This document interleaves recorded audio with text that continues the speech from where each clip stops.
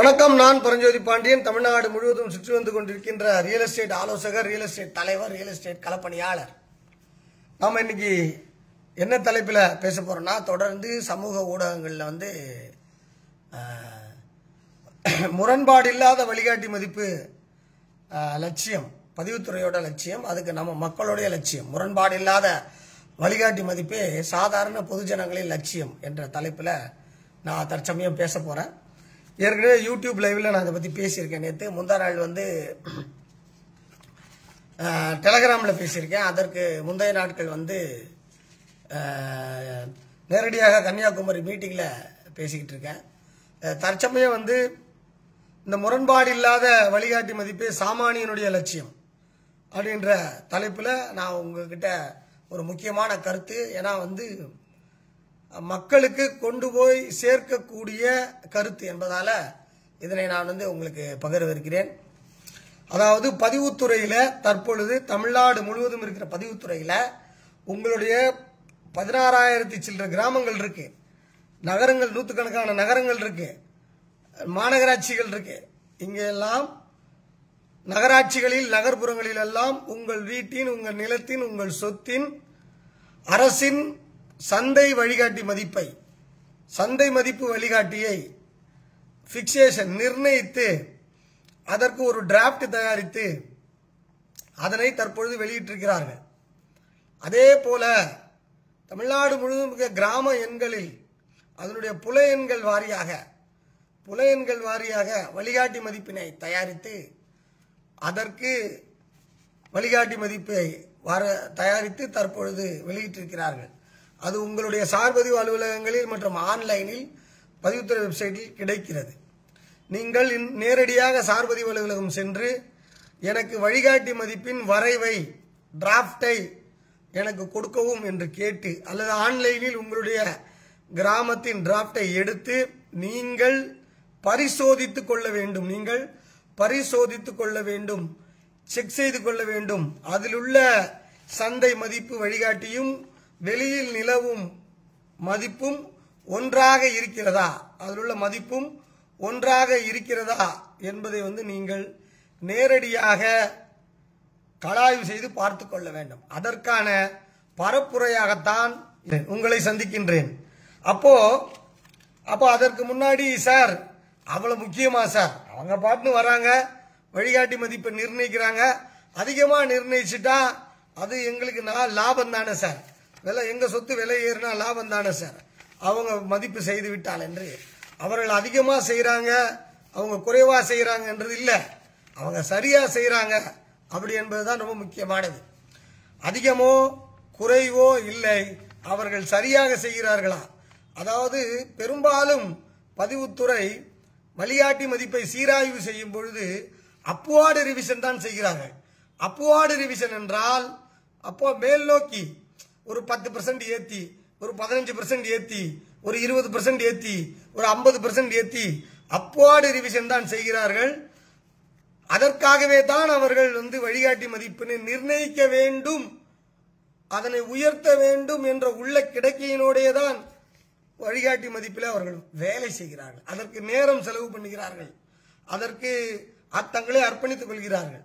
ஆனால் அவர்கள் எதற்காக பதிவுத்துறை செய்ய வேண்டும் என்றால், சரியான வழிகாட்டி மதிப்பை நாம் நிர்ணயிக்க வேண்டும்.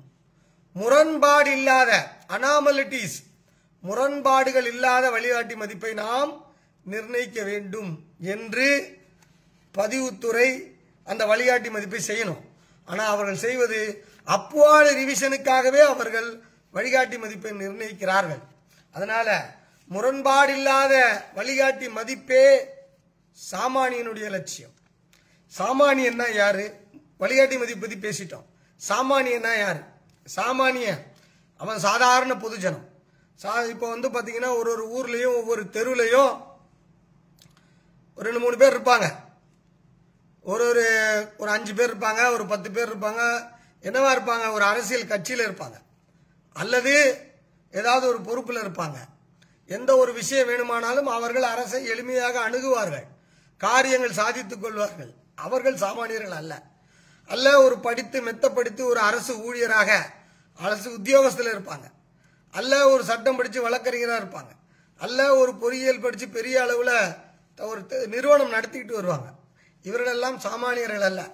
சாமானியர்கள் என்று நான் யாரை சொல்றேன்னா, காலையில் எந்திரிச்சோடனே வயக்காட்டுக்கு வேலைக்கு போறவன், காட்டு வேலை முடிச்சுட்டு சாயங்காலம் வீட்டுக்கு வரவன், பள்ளிக்கூடத்தில் படிக்கிற பொண்ணு பள்ளிக்கூடத்தை விட்டு சாயங்காலம் வந்த உடனே வீட்டில் இருக்கிற மாடை போய் மேய்ச்சிட்டு வரணுமே, வந்து 4 மாடை கட்டிட்டு அதுக்கப்புறம் உட்காந்து படிக்குது, அவங்க சாமானியர்கள். 4 பேர் பங்கு போட்டு கடலில் போய் மீன் பிடிக்க போறாங்க. பிடிச்சு முடிச்சதுக்கு அப்புறம் அந்த 4 பேரும் அன்னைக்கு கிடைச்ச மீன் 4000 ரூபாய்க்கு 3000 ரூபாய்க்கு ஏல விட்டு வாடகை போக ஆளுக்கு 750 ரூபா பிரிச்சுக்கிட்டு வீட்டுக்கு எடுத்துட்டு வராங்களே, அவங்கள நான் சாமானியன்னு சொல்றேன்.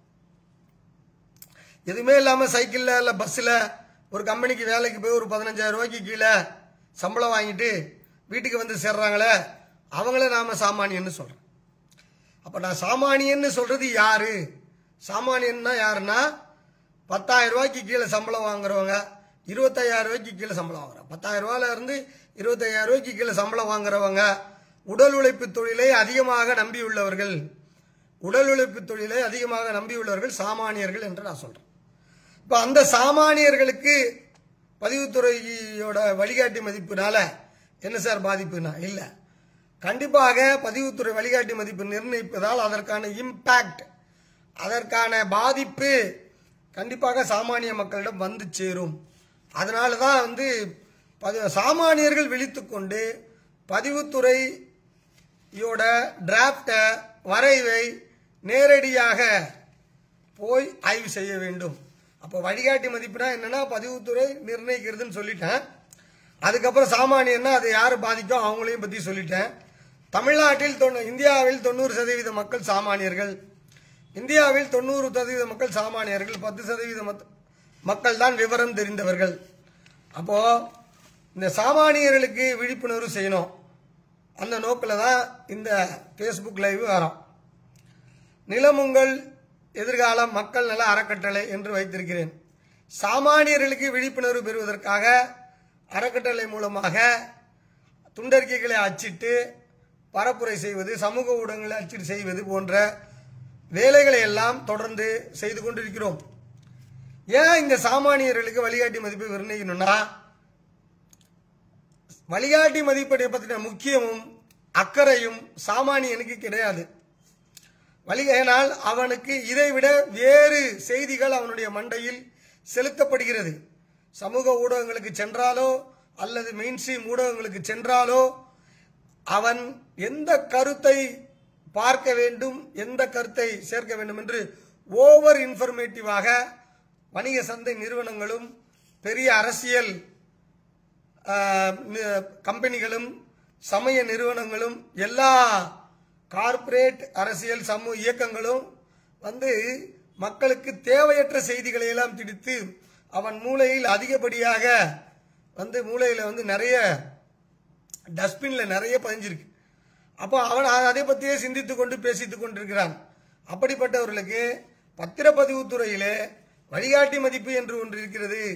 அதனை நிர்ணயித்து அதற்காக டிராப்ட் ஒன்று போட்டிருக்காங்க அப்படின்ற விவரம் அவர்களுக்கு தெரியாது. அந்த தகவலை அவர்களுக்கு கொண்டு போய் சேர்க்கணும். அப்படின்னு தான் வாய்ப்பு இருக்கிற நண்பர்கள் இந்த செய்திகளை கேட்ட பிறகு அந்த மக்களிடம் கொண்டு போய் சேருங்கள். வாய்ப்பு இருக்கின்ற நண்பர்கள் இந்த தகவல்களை கேட்ட பிறகு மற்றவர்களுக்கு பகிருங்கள். அவருடைய சொத்துக்களை, அவர்கள் சொத்து சம்பந்தப்பட்ட தகவல்களை வழிகாட்டி மதிப்பில் என்ன நிர்ணயித்திருக்கிறார்கள் என்பதை பார்க்க சொல்லுங்கள். அதற்காக தான் முக்கியமாக இந்த லைவிலே வருவதற்கான காரணம். சரி, இப்ப நாம் நேரடியாக டாபிக் வந்துடும். டாபிக் நான் 3 தலைப்பில் நான் பேச போறேன். ஏன் வழிகாட்டி மதிப்பு முக்கியம், ஏன் வழிகாட்டி மதிப்பு முக்கியம், அதனால் ஏன் சரியான வழிகாட்டி மதிப்பு முக்கியம் அப்படின்றத முதல்ல பேச போறேன். அதற்கு பிறகு வழிகாட்டி மதிப்புடைய வரலாறு பேச போறேன். அதுக்கப்புறம் நீங்க எப்படி போய் பத்திரப்பதிவு ஆபீஸ்ல வரைவை பெற்று எதை செக் பண்ணணும்னு சொல்ல போறேன். 3 சொல்ல போறேன். ஏன் முக்கியம்னு பேச போறேன். அதுக்கப்புறம் ஏன் முக்கியம், இந்த வழிகாட்டி மதிப்புன்னு ஏன் முக்கியம் பேச போறோம். ஏன் இதோட வரலாறு பேச போறோம், கொஞ்சம் தெரியணும் போய் பேசுவதற்கு. அடுத்து எதை பார்க்கணும், எதை செக் பண்ணணும் அப்படின்றத பார்க்க போறோம். இந்த 3 தலைப்பிலே ஒவ்வொன்றாக நான் இந்த லைவில் உங்களிடம் பகிரவிருக்கின்றேன். முதலில் வழிகாட்டி மதிப்பு ஏன் முக்கியம்? இந்த வழிகாட்டி மதிப்புக்கு ஒரு லீகலா ஒரு வார்த்தை இருக்கு, மார்க்கெட் வேல்யூ கைட்லைன். அதுக்கு பேர் என்னன்னா வழிகாட்டி மதிப்பு சட்டம். வழிகாட்டி மதிப்பு சட்டம் 47 AA 47 AA AA இன் படி நமக்கு பாத்தீங்கன்னா சட்டப்படி அது அதுக்கு பேர் சந்தை மதிப்பு வழிகாட்டி, மார்க்கெட் வேல்யூ கைட்லைன். அதை நாம என்ன சொல்லலாம்னா MVG capital M capital V capital G என்று சந்தை மதிப்பு வழிகாட்டி இருக்கிறது. இது ஏன் முக்கியம்? 2012க்கு பிறகு 2012 இந்த வழிகாட்டி மதிப்பை நிர்ணயிக்கிறார்கள், இந்த சந்தை மதிப்பு வழிகாட்டியை நிர்ணயிக்கிறார்கள். அதற்கு முன்பு 2008 இது சட்டமாகுது, 2010 அரசாணை ஆகுது, 2012 அமல்படுத்தப்படுது. அப்போ நாம புரிந்து கொள்ள வேண்டியது ஒன்னே ஒண்ணுதான், சந்தை மதிப்பு வழிகாட்டி என்பது, மார்க்கெட் வேல்யூ கைட்லைன் என்பது 2010 ஆண்டுக்கு பிறகு இதற்கு சட்ட அந்தஸ்து வந்திருக்கிறது. இதற்கு சட்ட அந்தஸ்து வந்திருக்கிறது என்பதை நான் உங்களுக்கு சொல்ல இருந்தேன். அப்ப இதற்கு முன்னாடி 2010க்கு முன்னாடி இருக்கிற கைட்லைன் வேல்யூகள் வழிகாட்டி மதிப்புகள்லாம் அது சட்ட அந்தஸ்து கிடையாது, அது ஒன்லி லீகல் ஸ்டேட்டஸ் கிடையாது. எக்ஸிகியூட்டிவ் ஆர்டர், பதிவுத்துறை தலைவருடைய எக்ஸிகியூட்டிவ் ஆர்டரின் அடிப்படையில் தான் அவை அமல்படுத்த வந்தது. அதனால இது சட்டப்படியான ஒரு மதிப்பு. முதல்ல ஏன் முக்கியம்னா சந்தை வழிகாட்டி மதிப்பு சட்டப்படியான மதிப்பு, அதனை நாம் பார்க்க வேண்டும். அதற்கு சட்ட அந்தஸ்து இருக்கிறது. நாளை நீதிமன்றம் மூலமாகவோ அல்லது வேறு எந்த விஷயத்துக்கு போனாலும் சட்டப்படி இதுதான் செல்லும். அப்போ இதுக்கு சட்ட அந்தஸ்து இருக்குது, சட்டப்படி இதை என்போர்ஸ் பண்ண முடியும். அப்போ அதனை நிர்ணயிக்கிறார்கள். அது ரொம்ப முக்கியமா நாம தெரிஞ்சுக்கணும். அதுக்கு பிறகு உங்க சொத்து ஒரு சாமானிய சொத்து அல்லது ஒரு தொழில் முனைவோர் சொத்து அல்லது ஒரு பிசினஸ்மேன் சொத்து, ஒரு அரசு ஊழியர் சொத்து, உங்க சொத்து என்ன மதிப்புன்னு அரசு அறிவிக்குது அல்லவா? அது என்ன, அது உயர்த்தப்பட்டுள்ளதா பார்க்கணும்னா அது உங்க சொத்து மேல நீங்க வச்சிருக்கிற பொறுப்புணர்வு. அந்த பொறுப்புணர்வுக்காக அதை நீங்க பரிசோதிக்கணும். அப்போ உங்க சொத்தை பத்தின வழிகாட்டி மதிப்பு சொல்லும் போது பொறுப்புணர்விற்காக நீங்கள் அதனை பார்க்கணும் அப்படின்னு நான் சொல்ல வரேன். இதுல இப்போ கடைகோடியில ஒருத்தர் இருக்கா, இப்போ இவங்க அதிகமா வழிகாட்டி மதிப்பு பிக்ஸ் பண்றாங்க. தமிழ்நாட்டில் அரியலூர் மாவட்டம், அங்கிருந்து உள்ள ஒரு பஸ் தான் போகும் காலைல சாயங்காலம். நீலகிரி மாவட்டத்தில் உள்ள ஒரு பஸ் தான் போகும் சாயங்காலம். எல்லா மாவட்டங்கள்லையும் கடைகோடியில ஏதாவது ஒரு உள்ள இன்டீரியர்ல, இப்ப நல்ல வேலை மாவட்டங்களை துண்டு துண்டா பிரிச்சுட்டாங்க. இப்ப கூட விருதாச்சலம் மாவட்டம் பார்த்தீங்கன்னா கடலூர் இன்னும் பிரிக்கல, அது அப்படியே உள்ள இன்டீரியர் உள்ள இது போன்ற உள்ளூர இருக்கின்ற பகுதிகளுக்கு ஒரு பஸ் தான் போகும் மாவட்டத்தில இருந்து, அந்த பகுதியில இருந்து. அங்கிருந்து பஸ் இல்லாத கிராமங்கள் இன்றும் இருக்கிறது. நடந்து 3 ஆட்டோல போனோம், மெயின் ரோட்டுக்கு வரணும், ஒரு பைபாஸை பிடிக்கணும்னா வரணும் அப்படின்லாம் இருக்குது. அந்த பகுதிகளெல்லாம் பாத்தீங்கன்னா சதுர மீட்டர் 1100 ரூபான்னு போட்டுறாங்க ஒரே அடியா. இப்ப 100 ரூபாய் ஆயிடுது சதுர அடி, 100 ரூபாய் 110 ரூபாய் சதுர அடி ஆயிடுது. 110 ரூபாய் ஆயிட்டா ஒரு 1/4 கிரவுண்ட் மனை அல்லது ஒரு 1/2 கிரவுண்ட் மனை அரசு மதிப்பு 25,000 ரூபாயில அவனுக்கு கிடைக்கிறது இல்ல, 25,000 ரூபாய்க்கு மேலதான் போகுது. அரசு மதிப்பு 25,000 ரூபாய்க்கு கீழே இருந்தால் ஒரு டிரைபல், ஒரு பழங்குடியினர் சமூகத்தில் இருக்கிறவன் முதல் தலைமுறையா ஒரு இடம் வாங்க போறான். அவன் ஏரி புறம்போக்குல இருக்கான், அவன் புறம்போக்குல இருக்கிறான், ஏரி ஓரம் இருக்கான், ஊருக்கு ஒதுக்குப்புறமா இருக்கிறான், ஒதுக்கப்பட்ட இடங்கள்ல இருக்கான். அவனுக்கு 25,000 ரூபாய்க்கு கீழே இருந்தா பத்திரப்பதிவு இலவசம் சலுகை. ஆனா 25,000 ரூபாய் மதிப்புக்கு கீழேன்னு சொல்லி பத்திரப்பதிவு இலவசம் அறிவிச்சுட்டு சந்தை மதிப்பு வழிகாட்டியெல்லாம் 25,000 ரூபாய்க்கு மேல போட்டா 600 சதுரடி × 100 ரூபான்னு போட்டா கூட அது 60,000 ரூபாவும் மாறிடுது. அப்போ 50 ரூபாய் இருக்க வேண்டிய இடங்களே இல்லாமல் இருக்கிறது. அப்போ அப்படின்னா இந்த விலையேற்றத்தை இவர்கள் செய்வதே இல்லை. அந்த சாமானிய மக்கள் இதை பத்தி கேட்கறதும் இல்லை. ஏன்பா நீ வழிகாட்டி மதிப்பை உயர்த்துறல்ல, அப்போ எங்களுக்கும் ஸ்லாபை உயர்த்து, எங்களுக்கும் ஸ்லாபை உயர்த்துன்னு யார் கேட்கறது இல்ல. சாமானிய பழங்குடி மக்கள் கேட்பதில்லை. அவர்களுக்கு இருக்கிற வாய்ப்பு பத்திரப்பதிவு கட்டணம், முத்திரை கட்டணத்தை அவர்கள் வாய்ப்பினை இழந்து விடுகிறார்கள். வழிகாட்டி மதிப்பு உயர்ந்தால் அவர்களுடைய வாய்ப்பு பறிபோகும். அவர்கள் எண்ணிக்கை ஏழை சொல் அம்பலம் வேற என்று போய் எனக்கு 25,000 அது 1 லட்சமா மாத்து, வழிகாட்டி மதிப்பு 1 லட்சமா மாத்தி எங்களுக்கு இலவசமா கொடுன்னு கேட்பதற்கு அவர்களுக்கு வழிவகை இல்லாமல் இருக்கிறது. அப்ப அவர்கள் இந்த வழிகாட்டி மதிப்பு உயர்வால் அப்பாடு ரிவிஷனால் பாதிக்கப்படுவார்கள் என்பதை நம்ம பார்த்தோம். அடுத்து ஆதி திராவிடர் மக்கள் தங்களுடைய பஞ்சம நில உரிமைகளை மீட்பதற்காக தமிழ்நாடு முழுவதும் களப்பணி செய்து கொண்டிருக்கிறார்கள். தோழர்கள், நண்பர்கள் அனைவருமே போய் மீட்கணும், போனோம், வரணும்னு சொல்லிக்கிட்டு இருக்காங்க. மீட்கணும் போகணும்னு வாயில சொல்லிட்டு இருந்தா என்ன அர்த்தம்? அவர்களுக்கு 2 வகையான வழி இருக்குது. வருவாய்த்துறை கணக்கிலே இதனை பதிவு தடை செய்யப்பட்டதுக்கு இருக்கிறது, பஞ்சம நிலம் என்று கணக்கில் ஏத்துக்கன்னு மாவட்ட வருவாய் அலுவலரிடம் மேல்முறையீடு செய்து அந்தந்த நம்பருக்கான பஞ்சம நில ஆதாரங்களை வைத்து மேல்முறையீடு செய்து டிஆர்ஓ வழக்கு நடத்தி ஒவ்வொரு நம்பரையும் பஞ்சம நிலமா மாத்துறதுக்கு அவங்க வேலை பார்க்கணும். ஆனால் அவர்கள் அப்படி செய்வதில்லை. அதே போல பதிவுத்துறையிலையும் இந்த வழிகாட்டி மதிப்பு டிராப்டை வாங்கி இதற்கு பஞ்சம நிலம் என்று தங்களிடம் ஆதாரம் இருந்தால் இதனை 0 வழிகாட்டி மதிப்பாக போடுங்க அப்படின்னு சொல்லி அவர்கள் இந்த வழிகாட்டி மதிப்பு வரைவில் மனு கொடுக்க வேண்டும். அப்படி கொடுத்தால் மட்டும்தான் அரசிற்கு ஒரு அழுத்தம் ஏற்படும். நீங்க பாட்டு தான் உண்டு இவை உண்டு தன்பெண்டு சோறு வீடு அப்படின்னு இருந்தீங்கன்னா இந்த வழிகாட்டி மதிப்பு டிராப்ட் 15 நாள் தான், இன்னிலிருந்து 3வது நாள் ஆயிப்போச்சு.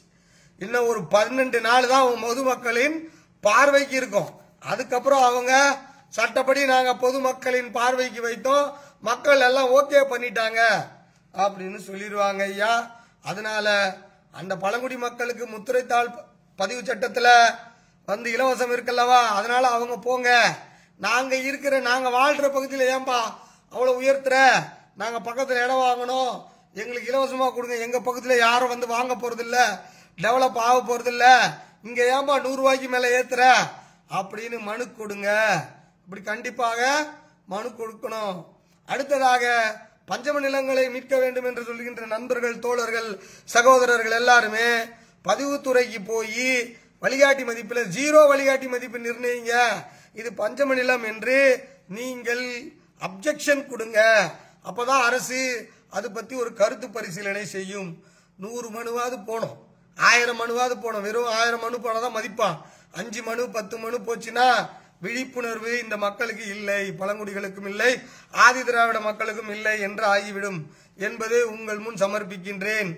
அடுத்தது, சார் ஆதி திராவிடருக்கு சொல்றீங்க, பழங்குடியினருக்கு சொல்றீங்க, இந்த எம்பிசிக்கு சொல்றேன், பிற்படுத்தப்பட்டவர்கள் பொருளாதார நிலையில ரொம்ப கஷ்டப்படுறாங்க பாருங்க.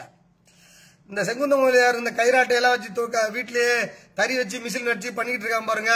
வாடகை வீட்டில் இருக்கா, இல்லாட்டி அவனுக்கு ஏற்ற மாதிரி வீடு கொடுக்கணும், அவனுக்கு ஏற்ற மாதிரி காலனி வீடு கட்டி கொடுக்கணும். இவங்களுக்கெல்லாம் வீடு தேவைப்படுது. இந்த கைத்தறியில கோவையில் இருக்கிற மக்கள், வீட்டிலேயே தறி வச்சுக்கிட்டு இருக்கிறவங்க, சங்கரங்கோயில் பக்கத்தில் இருக்கிற மக்கள், காஞ்சிபுரத்தை சுற்றி இருக்கிற கிராமங்களில் இருக்கிறவங்க, கிராமத்தில் தான் பட்டு நெசவு செஞ்சு துணி நெசவு செஞ்சு அதுக்கப்புறம் அது நகரத்துக்கு வருது. அவர்களுக்கெல்லாம் நில ஒப்படை தேவைப்படுது. அவங்களாம் புறம்போக்குல இருந்தா அவங்களுக்கு பட்டா தேவைப்படுது. இப்ப நீங்க புறம்போக்குல இருக்கிறீங்க, அப்போ உங்களுடைய வீட்டுமனை, அதாவது நலிந்த பிரிவினர்கள் அனைவருக்குமே சொல்றது இல்ல, சாதி கிடையாது, நலிந்த பிரிவு அனைவருமே புறம்போக்குல இருக்கிறீங்க, வாழ்ந்து கொண்டிருக்கிறீங்க. அப்படி வாழ்ந்து கொண்டிருக்கும் பொழுது உங்களுக்கு அரசிடம் வருவாய் நிலையான எண் 21 கீழ் வீட்டுமனை ஒப்படைப்பட்டா நீங்கள் கேட்கலாம்.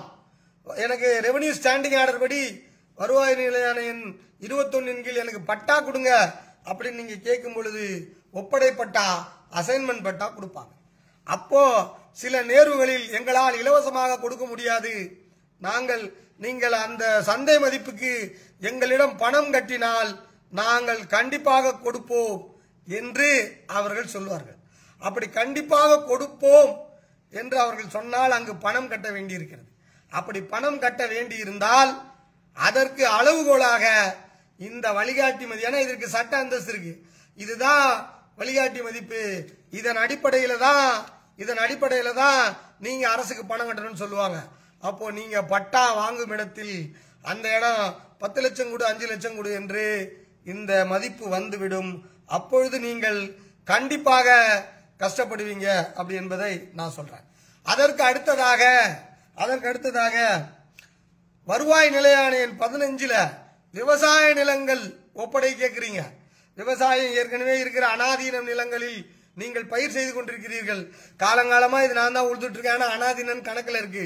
நாளைக்கு இதற்கு பட்டா கொடுக்கணும்னு வந்துட்டாங்கன்னா, சந்தை மதிப்புல பணம் கட்டுங்கன்னு சொன்னாங்கன்னா, அன்னைக்கு இந்த வழிகாட்டி மதிப்பு நிர்ணயம் இப்போ பதிவுத்துறை பண்றாங்களே, இதன் அடிப்படையில் தான் நாளைக்கு நீங்கள் ஒவ்வொரு சதுரடிக்கும், அது விளைநிலம் பக்கத்துல மனையா யாராவது போட்டு போயிட்டாங்கன்னா நாளைக்கு அதற்கும் நீங்கள் வழிகாட்டி மதிப்பின்படிதான் பணம் கட்டி வாங்க வேண்டியிருக்கும். ஆக பட்டா வாங்குவதற்கே புறம்போக்கு நிலத்தில் வசிப்பவர்கள் பட்டா வாங்கணும்னு கவர்மெண்ட்ல கட்டினாலும் அன்னைக்கு இந்த மதிப்பு தான் மார்க்கெட் வேல்யூ கைட்லைன் என்பது ரொம்ப முக்கியமானது. இந்த மதிப்பு தான். அடுத்ததாக நகர்ப்புறங்களில் திருநெல்வேலியில, மதுரையில, சென்னையில, தஞ்சாவூர்ல, கோயம்புத்தூர்ல நகர்ப்புறங்களில் எல்லாம் நகர்ப்புற நில உச்சவரம்பு என்று ஒரு சட்டம் இருக்கிறது. அந்த சட்டத்திலே நிறைய நிலங்களை அரசு எடுத்துக்கிச்சு. அதை தெரியாம நிறைய பேர் வாங்கிட்டாங்க. அறியா கிரயம் பெற்றவர்கள், இன்னசென்ட் பையர் வாங்கிட்டாங்க. அந்த நில உச்சவரம்பு சட்டத்தை இப்ப காலாவதி பண்ணிட்டாங்க, தள்ளுபடி பண்ணிட்டாங்க. அந்த மக்கள் அங்க இருக்கிறாங்க. அவங்க மக்கள்கிட்ட அரசோட அனாதீனத்துல நீங்க வாங்கிட்டீங்க, உங்களுக்கு நாங்க பட்டா கொடுக்கிறோம், சந்தை மதிப்புல பணம் கட்டுங்கன்னே சொல்லுது. அப்ப நாளைக்கு இந்த வழிகாட்டி மதிப்பு நாளைக்கு பதிவுத்துறை என்ன நிர்ணயிக்கிறாங்களோ அதன் அடிப்படையில் தான் உங்களுக்கு பணம் கட்ட வேண்டியிருக்கும். ஆக சாதாரண அடித்தட்டு நடுத்தர நலிந்த பிரிவினர்கள் பட்டா வாங்க வேண்டும். வருவாய் நிலையாணையின் ஒப்படை 21 படி ஒப்படை பெற்றவன், விவசாய நில ஒப்படை பெற்ற வருவாய் நிலையாணையின் 15 கீழ் ஒப்படை வாங்குறவங்க, அதன் பிறகு நகர்ப்புற நில உச்சவரம்பு சட்டத்தின் கீழ் பட்டா வாங்கணும்னு சொல்றவங்க, இவங்க அனைவருமே நாளைக்கு அரசிடம் பணம் கட்டி பட்டா வாங்க வேண்டும் என்றால் சந்தை மதிப்பு வழிகாட்டியை தான் பார்க்கணும். ஏன்னா இது சட்ட ரீதியான அந்தஸ்து என்பதை நீங்க புரிஞ்சுக்கணும். அடுத்ததாக முக்கியமானது, தொழில் முனைவோர்கள் டிடிசிபி லேஅவுட் போடுறாங்க, வீட்டு மனை உருவாக்குறாங்க. அவர்கள் குறைந்த இடம் இருப்பதனால் பார்க் விடல, அதற்கு பணம் கட்டணும். பொது திரைவிடம் விடல, பணம் கட்டணும். வழிகாட்டி மதிப்பில் இருந்து 3% கொடுக்கணும். இல்ல அவர்கள் அரசிடம் லேஅவுட் போடும்போது பணம் கட்ட வேண்டியிருக்கு. உள்ளாட்சி துறைக்கு வழிகாட்டு மதிப்பில் இருந்து தான் அவர்கள் 3% கொடுக்கணும். அந்த 3% அந்த பக்கத்தில் அதிகமாக இருந்தால், வழிகாட்டி மதிப்பு முரண்பாடாக இருந்தால், வழிகாட்டி மதிப்பு மிகையாக இருந்தால், சம்பந்தம் இல்லாமல் இருந்தால், நாளைக்கு ரியல் எஸ்டேட் தொழில் முனைவோர்களுக்கு டிடிசிபி லேஅவுட் உருவாக்குவதில் அதிக விலையேற்றம் ஏற்படும். அந்த விலையேற்றம் தொழில் முனைவோர்களுக்கு அல்ல, கடைசியாக இருக்கிற எண்ட் யூசர் சாமானிய மக்கள் வீட்டுமனை வாங்கும்போது அவர்கள் தலையில் அது கட்டப்படும். அதனால சாமானியர்களாக இருந்தாலும் சரி, ரியல் எஸ்டேட் தொழில் முனைவர்களாலும் சரி, கண்டிப்பாக போய் நேரடியாக வழிகாட்டி மதிப்பு வரைவை பார்த்து தங்களது சொத்துக்களை செக் பண்ணி அதனுடைய ஆட்சேபனைகளை பதிவுத்துறைக்கு கண்டிப்பாக கொடுக்க வேண்டும் என்று நான் சொல்றேன். சார் ரைட்டு சார், அதெல்லாம் ரைட்டு சார். சாமானிய மக்கள் சரியான மதிப்புக்கு முத்திரைத்தாள் கட்டினா போதும். பத்திரப்பதிவுல போய் தானாதி வினிமய விக்கிரயம் பண்றாங்க, தானம் கொடுக்கறாங்க, விக்கிரயம் பண்றாங்க, எல்லாமே பண்றாங்க, பரிவர்த்தனைகள் பண்றாங்க. பண்ணும்பொழுது பத்திரப்பதிவு துறைக்கு முத்திரை கட்டணமும் பத்திரப்பதிவு துறைக்கு பதிவு கட்டணமும் கொடுக்கறாங்க. அது எதன்படி கொடுக்கறாங்க? வழிகாட்டி மதிப்பினை ஒரு அளவுகோலாக வைத்துதான் கொடுக்கிறார்கள். ஏற்றிவிட்டால், சந்தை மதிப்பினை ஏற்றிவிட்டால், அப்வார்டு ரிவிஷன் செய்துவிட்டால், நியாயமான சரியான ஃபேர் வேல்யூவாக இருந்தால் தவறில்லை. ஆனால் யூக மதிப்பாக, போலி மதிப்பாக, பகட்டு மதிப்பாக இருந்தால், வெறும் பகட்டு பாது, நிறைய பணக்காரனே இல்லாம பணக்காரனா பகட்டு வேஷம் போட்டிருப்பான். உண்மையான பொருளை நல்ல திடீர்னு மார்க்கெட்டு கவரும் போது அவன் கவுந்துருவான். பகட்டே இல்லாத மனுஷன் மார்க்கெட்டே விழுந்தாலும் அவன் தொழில் நடத்திக்கிட்டு இருப்பான். அவனை மார்க்கெட் எதுவுமே பண்ணாது. அதுபோல நாளைக்கு இந்த பகட்டு மதிப்பால் நாளைக்கு மார்க்கெட் விழுந்து விடும். மொத்த சாமானியனுடைய வீட்டு வசதி துறை, வீட்டுமனை தேவைகள், ரியல் எஸ்டேட் துறை, கட்டுமான துறை, அனைத்து துறைகளுமே இதனால் பாதிக்கப்படும். அப்ப நாம புரிஞ்சுக்கொள்ள வேண்டியது, தெரிந்து கொள்ள வேண்டியது முக்கியமா, பதிவு கட்டணம் கைட்லைன் வேல்யூ உயர்ந்தால், அது பதிவு கட்டணத்தில் மார்க்கெட் வேல்யூ கைட்லைன் உயர்ந்தால், எம்பிஜி உயர்ந்தால் அதனால் பாதிக்கப்படுவார்கள் மக்கள். அதாவது பத்திரப்பதிவு தடைப்படும் அப்படி என்பதை சொல்றேன். சரி, இது மட்டுமா? சாமானிய மக்களா இருக்கட்டும், பெரிய சொத்துக்காரரா இருக்கட்டும், யாரா வேணா இருக்கட்டும், தாவா இருக்கு, பிரச்சனையில பாகப்பிரிவினை வழக்கு இருக்குது, சொத்து சிக்கல் இருக்கிறது, நில சிக்கல் இருக்கிறது, பிரச்சனைகள் இருந்து கொண்டே இருக்கிறது. இப்படி பிரச்சனைகள் இருந்து கொண்டே இருப்பதற்கு இப்படி இருக்கு நீதிமன்றம் போக வேண்டியிருக்கு. நீதிமன்றம் போனா என்ன பண்றாங்க? நீதிமன்றம் சென்றால் நீதிமன்றத்திற்கான முத்திரைத்தாள் கட்டணம் இந்த சந்தை மதிப்பு வழிகாட்டியில் தான் கட்டணம். முத்திரைத்தாள் கட்டணம். அப்போ நீங்க பட்டா வாங்கினாலும் இந்த சந்தை மதிப்பு வழிகாட்டி எம்பிஜி, அப்புறம் பத்திரம் போடனாலும் சந்தை மதிப்பு வழிகாட்டி, அதுக்கப்புறம் கோர்ட்டுக்கு போய் வழக்கு நடத்தினாலும் சந்தை மதிப்பு வழிகாட்டி. ஆக எல்லா இடத்திலையும் இது இம்பாக்ட் உங்களுக்கு இருக்கிறது. அதுக்கு உண்மையான மதிப்பாக இருந்தால் அதனை விட்டு விடுங்கள். பகட்டு மதிப்பாக இருந்தால் மனு கொடுத்து எழுதி இது பகட்டு மதிப்பு, இந்த மதிப்புக்கும் பக்கத்தில் இருக்கிறதுக்கும் சம்பந்தம் இல்லைங்க ஐயா அப்படி என்று சொல்லி மனு எழுதி கொடுப்பதற்கு இது தேவை. அடுத்ததாக அரசு நிலம் எடுக்குது. அரசு நிலம் எடுக்குது. சிப்காட்டுக்கு நிலம் எடுக்குது, ஹவுசிங் போர்டுக்கு நிலம் எடுக்குது, ஸ்லம் போர்டுக்கு நிலம் எடுக்குது, பொதுப்பணித்துறைக்கு நிலம் எடுக்குது, ஹைவேஸுக்கு நிலம் எடுக்குது, மாவட்ட நிர்வாகத்துக்கு நிலம் எடுக்குது. லேண்ட் அக்விசேஷன், நில ஆர்ஜிதம் செய்கிறது.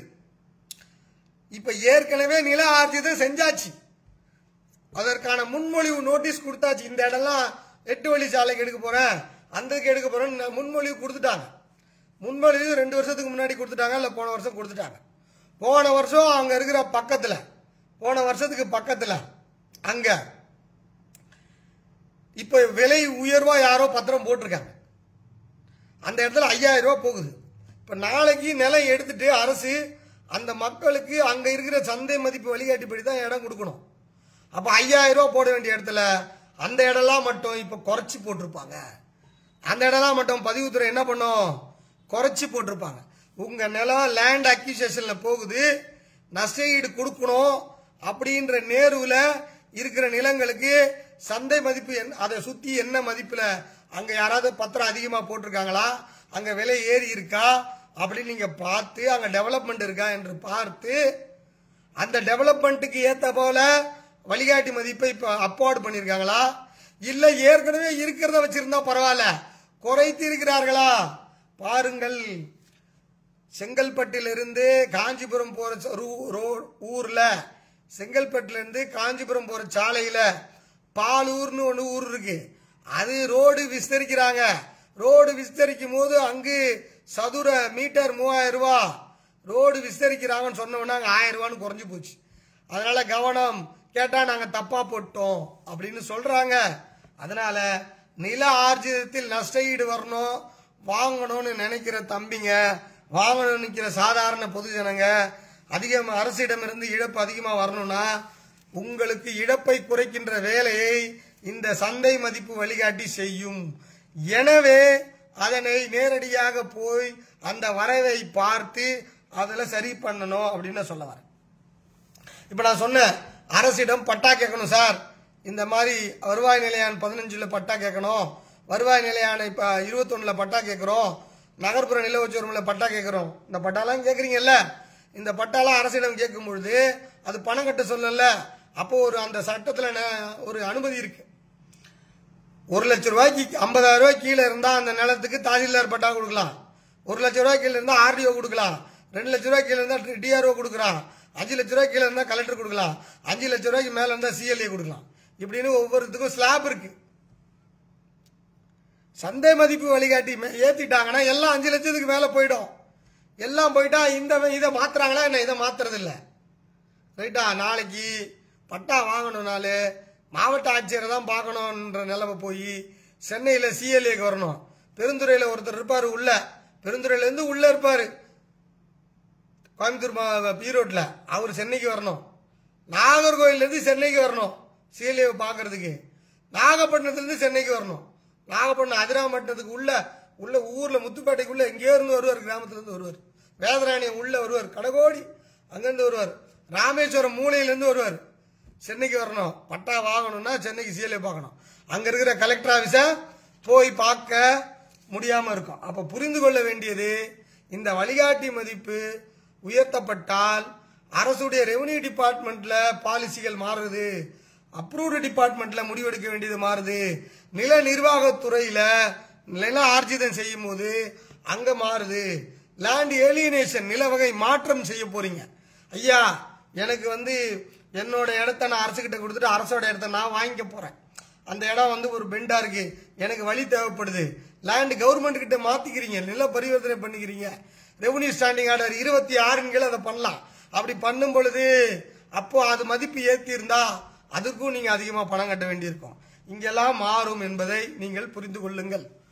ரொம்ப முக்கியமானது, இந்து அறநிலைத்துறையில கீழே கட்டுப்பட்ட நான் கோயில் நிலங்கள்ல குடியிருந்து கோயிலுக்கு வாடகை கொடுத்துக்கிட்டு இருக்கேன். ஐயா நான் மசூதி நிலங்கள்ல குடியிருந்து மசூதிக்கு வாடகை கொடுத்துட்டு இருக்கேன் ஐயா அப்படின்னு சொல்ற கணவான்களே, அப்படின்னு சொல்ற பெருமகன்களே, அப்படின்னு சொல்ற மக்களே, சாமானியர்களே, சாதாரண பொதுஜனங்களே, நான் கோயில் நிலத்துல இருக்கேன், தன் பெண்டு சோறு வீடு இவையுண்டு தானுண்டு என்று நான் பாட்டு வாழ்றேன், ஒழுங்கா இருக்கேன், வீட்டுக்குள்ளேயே இருக்கேன் அப்படின்னு சொல்ற மக்களே, கொஞ்சம் போய் பதிவுத்துறையில வழிகாட்டி மதிப்பு வரைவை வைத்திருக்கிறார்கள், போய் பாருங்க.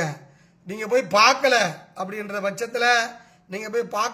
பட்சத்துல சந்தை மதிப்பு வழிகாட்டி மதிப்பு உயர்ந்தால் கோயில் வாடகையை உயர்த்தும், சந்தை மதிப்பு வழிகாட்டி மதிப்பு உயர்ந்தால் மசூதி வாடகையை உயர்த்தும். அவை இரண்டும் தர்ம நிறுவனங்கள் அல்ல, அவை சமய நிறுவனங்கள். அவை இரண்டும் தர்ம நிறுவனங்கள் அல்ல, சமய நிறுவனங்கள். அவை நிறுவனங்கள். அங்கிருக்கின்ற அதிகாரிகள் சாதாரண பொதுஜனங்களிடமிருந்து எப்படி வசூலை மேற்கொள்வது என்றுதான் பார்ப்பாளர்களே தவிர மக்களிடம் பணத்தை வைத்துவிட்டு வேடிக்கை பார்த்து கொண்டிருக்க மாட்டார்கள். 1500 ரூபாய் இருந்ததை எல்லாம் வாடகை 1500 ரூபாய் இருந்ததை 9000 10,000 என்று 2012 வழிகாட்டி மதிப்பை வைத்து ஏற்றி இத்தனை லட்சம் ரூபாய் பாக்கி என்று பல கோயில் நில வசிப்பவர்களுக்கு ஏற்கனவே கடிதங்கள் அனுப்பியிருக்கிறார்கள். இன்னைக்கு 2024 வழிகாட்டி மதிப்பு உயர்ந்தால் அன்னைக்கே 9,000, அப்ப இன்னைக்கு 20,000 ஆயிட போகுது. நீங்க வாங்குற சம்பளமே 15,000 தான் இருக்கும். நீங்க வேற கோயில்ல வேலை பார்த்துக்கிட்டு இருப்பீங்க, மசூதியில வேலை பார்த்துக்கிட்டு இருப்பீங்க, கோயில பெருக்கிக்கிட்டு இருப்பீங்க, கோயில்ல இருக்கிற பசுமாடெல்லாம் கிளீன் பண்ணிக்கிட்டு இருப்பீங்க, வேலை பார்த்துக்கிட்டு இருப்பீங்க, கோயில் வாடகை கட்டினா போதும்னு நினைப்பீங்க. அதுக்கப்புறம் நாளைக்கு HRNC அதிகாரி நீ கோயில்ல வேலை செஞ்சாலும் 1500 ரூபாய் கட்டக்கூடாது ஐயா, நீ 40,000 கட்டணும் 30,000 கட்டணும்னு வந்துட போகுது. அதனால நீங்க எல்லாம் இப்ப நான் நான் சாதாரண பொதுஜனங்கள் அனைத்து பேருமே எல்லாருமே பத்திரப்பதிவு செய்ய வேண்டியிருக்கு, எல்லாருமே தானாதி வினிமய விக்கிரயம் பத்திரங்கள் செய்ய வேண்டியிருக்கு, குடும்பத்துக்குள்ள பத்திரங்கள் போட வேண்டியிருக்கு. உங்களுக்கு எல்லாருக்குமே இந்த சொத்தின் மேல் அக்கறை இருக்க வேண்டும் என்றால் பதிவுத்துறையிலே வைத்திருக்கின்ற அந்த வழிகாட்டி மதிப்பு வரைவு 15 நாள் தான் இருக்கும். போய் பாருங்க. பஞ்சமநில போராளிகளுக்கு சொத்துக்களை காப்பாற்ற வேண்டும், அடுத்த பதிவு விதிமீறிய பதிவு ஆகக்கூடாதுன்னு நினைக்கிறீங்க, போய் பாருங்க. HRNCல குடியிருக்கிறவங்களும் மசூதியில இருக்கிறவங்களும் வாடகை உயரக்கூடாது என்று நினைக்கிறீங்க, அப்ப கண்டிப்பா போய் வழிகாட்டிப்பு நிர்ணயிப்ப போய் பாருங்க. அதற்கு பிறகு பட்டா வேணும், நான் புறம்போக்குல இருக்கேன், பட்டாக்கு அப்ளை பண்ணிட்டு இருக்கேன் அப்படின்னா நாளைக்கு கண்டிப்பா நீங்க போய் பாருங்க. நீங்க போய் பார்க்கல அப்படி என்ற பட்சத்திலே நீங்க போய் பார்க்கவில்லை என்றால் நிச்சயமாக எதிர்காலத்திலே பணம் கட்ட சொன்னால் அதிகமாக பணம் கட்ட வேண்டியிருக்கும் என்பதை நான் சொல்றேன். அதன் பிறகு நில உச்சவரம்புல அர்பன் லேண்ட் சீலிங்ல அரியாக்கிரையும் பெற்ற நகர்ப்புறவாசிகளே நீங்க கண்டிப்பா போய் பார்க்கணும். அதன் பிறகு பாத்தீங்கன்னா நில ஆர்ஜிதம் லேண்ட் அக்யூசேஷன் நில ஆர்ஜிதத்திலே இருக்கிறீர்கள் அல்லவா, நில ஆர்ஜிதத்திலே இருக்கின்ற நீங்கள் கண்டிப்பாக போய் பார்க்க வேண்டும். ஏன்னா நஷ்ட ஈடு உங்களுக்கு கிடைக்க வேண்டும், அதிகமாக கிடைக்க வேண்டும் என்றால் கண்டிப்பாக வழிகாட்டி மதிப்பு டிராப்டை போய் பார்க்க வேண்டும். இவங்கெல்லாம் போய் பார்க்கணும் அப்படின்னு நான் சொல்லிட்டேன் சார். யாரு இவங்களுக்கெல்லாம் இதெல்லாம் பயன் சார்? சார் இது மக்களுக்கு மட்டுமா பயன்? இது மக்களுக்கு மட்டுமா பயன்? அரசிற்கும் பயன். உண்மையான ஃபேர் வேல்யூவாக இருந்தால் இது அரசிற்கும் பயன். எப்படி அரசிற்கும் பயன்? அதை நான் சொல்றேன், கேளுங்க.